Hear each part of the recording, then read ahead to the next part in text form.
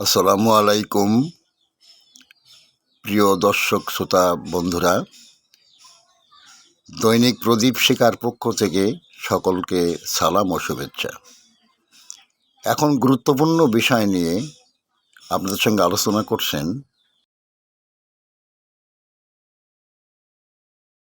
Action শুরু হবে, অপেক্ষা করুন। চায়না, ইন্ডিয়া এবং রাশিয়া এক হয়ে গেছে এক্ষেত্রে যে দক্ষিণ পূর্ব এশিয়াতে এই আমেরিকাকে ঢুকতে দিব না। আর আমেরিকার দালাল যে ইউনুসকে এই খবরটি পৌঁছিয়ে দেওয়ার জন্যই এই প্রধান সেনাপতি গিয়েছেন। প্রধান সেনাপতি গতবারে বক্তৃতায় কি বলেছিলেন যে দেশের সার্বভৌমত্ব, আমি আপনাদেরকে সতর্ক করছি, দেশের সার্বভৌমত্ব বিনষ্ট হবে। বলেনি দেশে এনার্কি হবে, বিশৃঙ্খলা হবে, বলেছে সার্বভৌমত্ব চলে যাবে।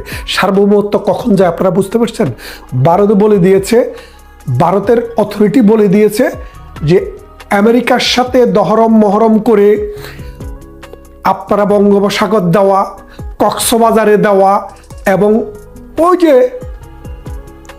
মিয়ানমারের সাথে একটি করিডোর দেওয়া, এইসব সব কিছু থেকে বাংলাদেশকে বেরিয়ে আসতে হবে। এক, দ্বিতীয়ত যত দ্রুত সম্ভব গণতান্ত্রিক সরকারের কাছে ক্ষমতা হস্তান্তর করতে হবে, তা না হলে বাংলাদেশে যে মৌলবাদ, যে জঙ্গিবাদের উত্থান হচ্ছে, এটা দক্ষিণ পূর্ব এশিয়াকে অশান্ত করবে।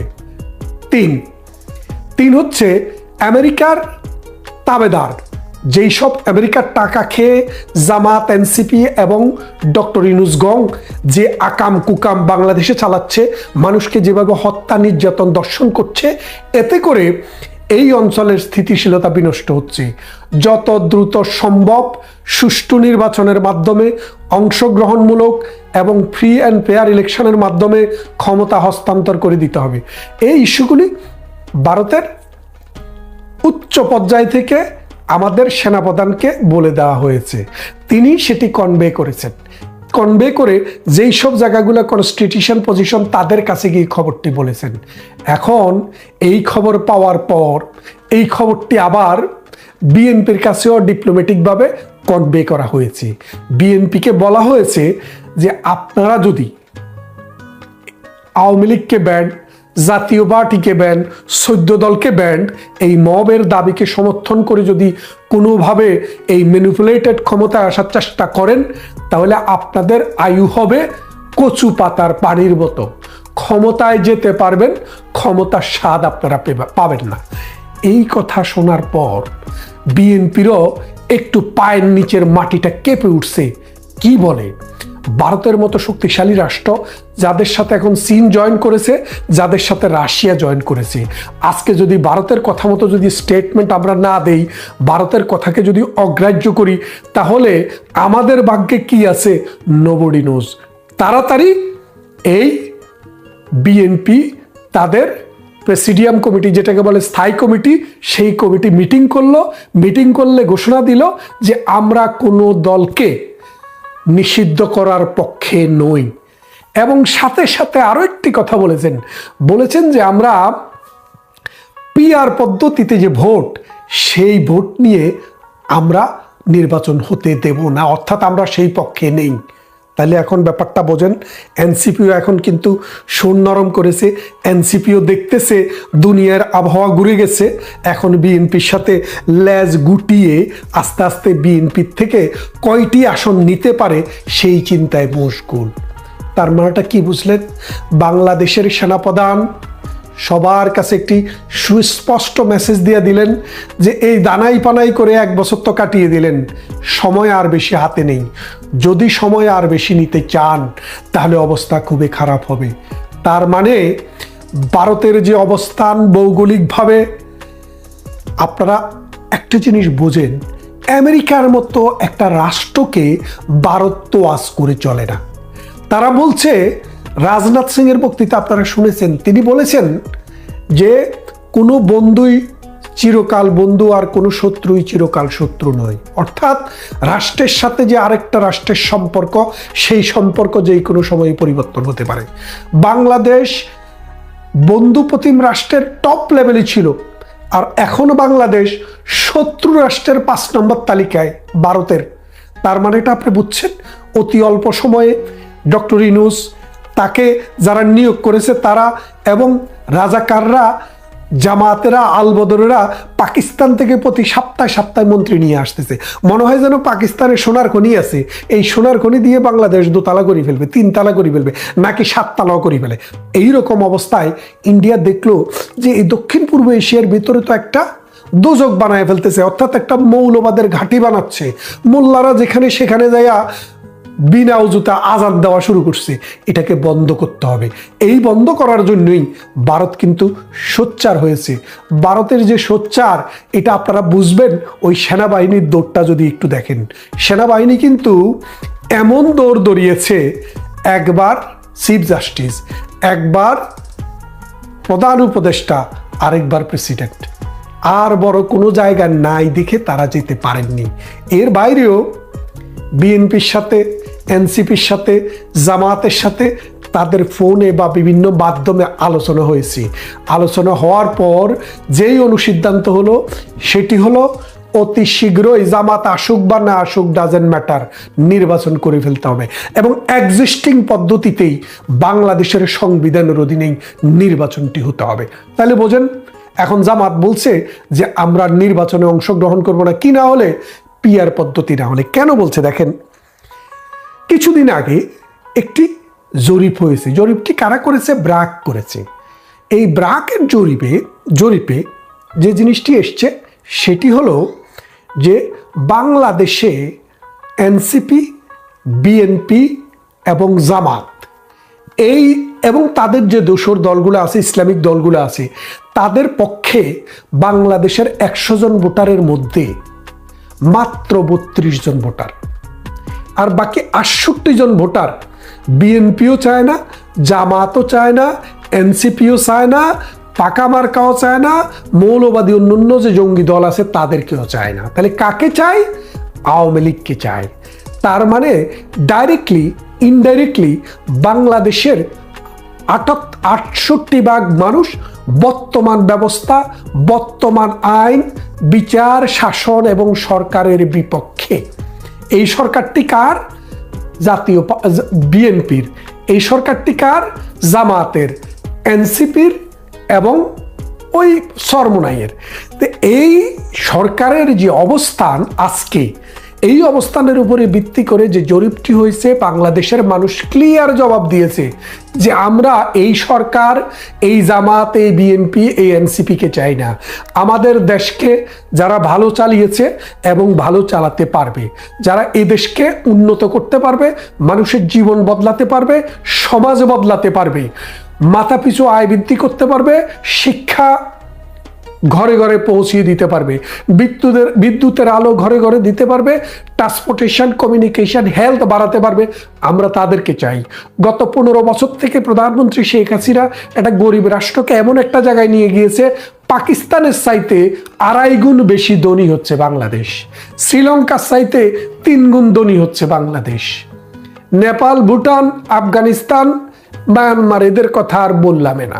তাইলে আপনি হিসেব করে দেখেন যে দক্ষিণ পূর্ব এশিয়ার এই দেশটিকে অশান্ত করার জন্য ডক্টর ইউনূস নিয়োগ করেছিলেন পিয়ার পাম, ওই আমেরিকা থেকে লবিস্ট নিয়োগ করেছিল। আপনারা জানেন আবু বক্কর মোল্লা নামে জামাতের ইউরোপীয় মুখপাত্র নামে একজন ব্যারিস্টার আছে, যার সাথে আমারও ব্যক্তিগত সখ্যতা আছে, পরিচয় আছে, এবং অসংখ্য টেলিভিশন শোতে, অন্তত 50টি টেলিভিশন শোতে তার সাথে আমি কথা বলেছি।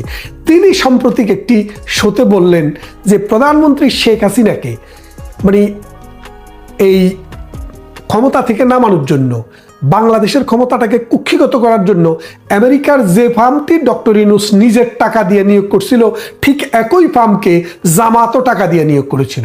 আমি ভিডিওটি আজকে দেখলাম। তার মানে ডক্টর ইউনূস এই গ্রামীণ ব্যাংকের টাকা এখান থেকে ওখান থেকে এইভাবে ওইভাবে মানে 40টা 50টা কোম্পানি ঘুরাইয়া যেভাবে বাইর করি নেয়, ওটা নিয়ে আমেরিকাকে পিয়ার ফার্মকে দিয়েছে। ওই পিয়ার ফার্ম জামাতও নিয়োগ করেছে, অর্থাৎ জামাতের পিয়ার পাম্প আর ডক্টর ইউনূসের পিয়ার পাম্প সেম কোম্পানি। তাহলে এখন তো বুঝছেন, কথায় বলে না সরে সরে খালতো ভাই, এই খালতো ভাইদের কাজ কারবারে আজকে বাংলাদেশ দূষিত, বুলণ্ঠিত, বাংলাদেশকে আজকে আফগানিস্তান, সোমালিয়া এইরকম অবস্থায় নিয়ে গেছে। এই বাংলাদেশে বিবিসি গতকাল একটা রিপোর্ট করেছে, মহিলা বলছে যে নিজের মেয়ের জামাই এবং ছেলে মেয়ে নিয়ে থাকে, অনেকেরই গার্মেন্টস বন্ধ হয়ে যাওয়াতে কাজ নাই। এখন আগে যে টাকাটা রুজি করতো 1000, এখন সেটা হয়ে গেছে 500। এটা দিয়ে এখন ডাল ভাত খায়, মাছও কিনতে পারে না, মাংস তো চোখেই দেখে না। তার মানে মানুষের লাইফের কোয়ালিটি অলরেডি ডিটেরিয়েটেড ইন বাংলাদেশ। তার মানেটা কি দাঁড়াচ্ছে? যে বাংলাদেশ আসলেই একটা অন্ধকার গলির দিকে চলে যাচ্ছে। ভারত এখন যে উদ্যোগ নিয়েছে, ভারতের কথা হচ্ছে বাংলাদেশের মানুষের শাসন করবে, এটাতে আমাদের কোনো সমস্যা নেই, কিন্তু বাংলাদেশ আইনের ভিত্তিতে শাসিত হতে হবে। বাংলাদেশে মৌলবাদী আসতে পারবে না, জঙ্গি আসতে পারবে না, অনির্বাচিত সরকার আসতে পারবে না। যারা দেশের স্বার্থকে, ভারতের পেটের ভিতরের বাংলাদেশের স্বার্থকে আমেরিকার কাছে বিক্রি করে বাংলাদেশের বন্দর দিয়া দিবে, বাংলাদেশে সি পোর্ট করতে দিবে এবং বাংলাদেশের করিডোর দিয়া বার্মাকে দ্বিখণ্ডিত করবে, এইরকম অবস্থা যদি হতে যায়, তাহলে ভারত বলেছে তারা আর বরদাস্ত করবে না এবং তারা যেই কোনো সময়ে ব্যবস্থা নিতে পারে। ভারত যদি ব্যবস্থা নেয়, কি ব্যবস্থা নিতে পারে সেটা আপনারাও জানেন, আমরাও জানি। কিন্তু আমরা দেশপ্রেমিক মানুষ, আমরা চাই না পৃথিবীর কোনো রাষ্ট্র, সেটি ভারত হোক, পাকিস্তান হোক আর আমেরিকা হোক, বাংলাদেশে কোনো হস্তক্ষেপ করুক, আমরা এটি চাই না।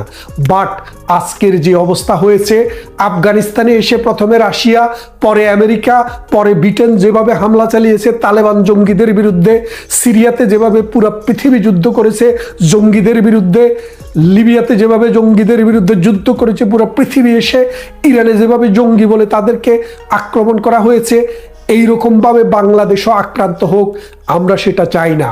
তাই আজকের অনুরোধ থাকবে নতুন প্রজন্মের প্রতি, তোমরা যারা শিক্ষিত ছেলে, যারা নতুন করে রাজনীতিতে এসছো বা রাজনীতিতে আসতে চাও, এই দেশকে ভালোবাসতে হবে, এই দেশের স্বার্থকে দেখতে হবে, জঙ্গিবাদ রুখে দিতে হবে এবং ভারত আমাদের প্রতিবেশী রাষ্ট্র, তাদের সাথে সম্পর্ক নষ্ট করে আমরা যে দেশকে উন্নত করতে পারবো না, সে জিনিসটা মাথায় রাখতে হবে। মনে রাখবেন, বিএনপির কাছে মেসেজ গেছে এবং যে জায়গায় মেসেজ যাওয়া দরকার সেই সব জায়গায় মেসেজ চলে গেছে। এই বাঙালির 1000 বছরের ইতিহাসে যদি আপনি একটু খেয়াল করে দেখেন, সবচেয়ে কঠিন একটা সময় অতিক্রম করছে এখন। কারণ বাংলাদেশটিকে যারা বলৎকার করেছে তারা হচ্ছে নতুন প্রজন্মের কিছু বকে যাওয়া ছেলে, যারা দেশ বোঝে না, যারা সংবিধান বোঝে না, যারা আইন বোঝে না, যারা নীতি বোঝে না, যারা শাস্ত্র বোঝে না, যারা শুধু বোঝে মানুষকে পিটিয়ে, মানুষকে মেরে কিভাবে টাকা পয়সা ক্ষমতা ব্যবহার করে নিজের পেট ফোলানো যায়। আপনারা যদি দেখেন, এই নাহিদ থেকে সারজিস থেকে শুরু করে তাদের 2টা ছবি আপনারা নেন। একটা ছবি হলো 5 অগাস্টের আগে 2024 সালের, আর আজকের একটা ছবি নেন। ছবি নিলে দেখবেন এগুলা সব, মনে করেন যে এই একটা বছর তো তাদের শ্রম অনেক বেশি হওয়ার কথা, একটা নতুন সিস্টেম তারা চালু করতে চাচ্ছে, দেশটাকে একটা নতুন ধারায় নিয়ে যেতে চাচ্ছে। তাহলে তারা রাত দিন ভরে কাজ করার কথা, তাদের পেট শুকিয়ে যাওয়ার কথা, শরীরের মাংস 3 কেজি কমে যাওয়ার কথা। আমি গ্যারান্টি দিয়ে বলছি, প্রত্যেকের শরীরের ওজন 5 KG, 6 KG, 7 KG, 8 KG, 10 KG করে বেড়ে গেছে। তার মানেটা আপনারা বুঝতে পারছেন। কোরআনে হাদিসে আছে, যারা সুদী হয়, ঘুষখোর হয়, তাদের পেট বেড়ে যায়। তাদের অবস্থাটা কিন্তু তাই হয়েছে। দ্বিতীয় যে কথাটি আসলে বলতে চেয়েছি আজকে, সেই বিষয়টি হচ্ছে বিএনপি আজকে একটি সংবাদ সম্মেলন করেছে। সংবাদ সম্মেলন না, বিএনপি একটি তার সর্বোচ্চ যে কমিটি, যেটাকে বলে স্থায়ী কমিটি, স্থায়ী কমিটির মিটিংয়ে একটি কথা জোর দিয়ে বলেছে। সেই কথাটি কি? যে আমরা বাংলাদেশে কোনো রাজনৈতিক দলকে ব্যান করা হোক সেটা চাই না, সমর্থন করি না। এই যে ঠেলাটা, কদিন আগে না আওয়ামী লীগকে কর্মকাণ্ড নিষিদ্ধ করলো, ফখরুল সাহেব কি বললেন? আমি আজকে জীবনে সবচেয়ে বেশি খুশি, মানে যখন আওয়ামী লীগের কর্মকাণ্ড নিষিদ্ধ করছে উনি খুশি, আর আজকে উনি খুশি না। এর কারণটা কি একটু ব্যাখ্যা করব আপনাদেরকে। তারপর আমাদের সেনাপ্রধান প্রেসিডেন্টের কাছে গেলেন। প্রথমে গেলেন কার কাছে? চিফ জাস্টিসের কাছে। চিফ জাস্টিসের কাছ থেকে এসে গেলেন কার কাছে? ডক্টর ইউনূসের কাছে। ইউনূসের কাছ থেকে এসে গেলেন কার কাছে? বাংলাদেশের সত্যিকারের বৈধ প্রেসিডেন্টের কাছে। এই তিনজন মানুষের কাছে যখন তিনি দেখা করলেন, তখন নানান পত্রিকায়, নানান নিউজে, নানান অনলাইন পোর্টালে, ইউটিউবে নানান গুঞ্জন ডালপালা মেলছে। আসলে এইসব গুঞ্জনের মধ্যে সত্যিটা খুঁজে বের করা সবসময় কঠিন হয়ে দাঁড়ায়। মূল কথাটা হচ্ছে, সেনাপ্রধানকে ভারতীয় অথরিটি একটি দায়িত্ব দিয়েছেন যে আপনি তো একটা সার্বভৌম রাষ্ট্রের সেনাপ্রধান, এখন দেশে যে চিফ জাস্টিস আছে উনাকেও অবৈধভাবে তারা নিয়োগ দিছে, সুতরাং তাদের সরকার যেহেতু অবৈধ, তাদের নিয়োগটিও অবৈধ। এক, ডক্টর ইউনূস একটি অবৈধ সরকারের প্রধান, যেই সরকারটি কনস্টিটিউশনাল কোনো গ্যারান্টি নেই। পৃথিবীর যে কোনো দেশ এই সরকারের সাথে যেই সব চুক্তি করবে, কর্মকাণ্ড করবে, সেগুলা বাতিল বলিয়া গণ্য হইবে। একমাত্র প্রতিষ্ঠান প্রেসিডেন্ট, এই প্রেসিডেন্টই বাংলাদেশের বৈধ আইন অনুসারে সুষ্ঠুভাবে নির্বাচিত একজন প্রেসিডেন্ট। তাই তারা আমেরিকার সাথে যখন ভারতের একটা কনফ্রন্টেশন যায়, ভারত আমেরিকার প্রেসিডেন্ট ডোনাল্ড ট্রাম্পের 5টি ফোন কল রিফিউজ করেছেন। তার মানে বলেছেন যে তোমাদের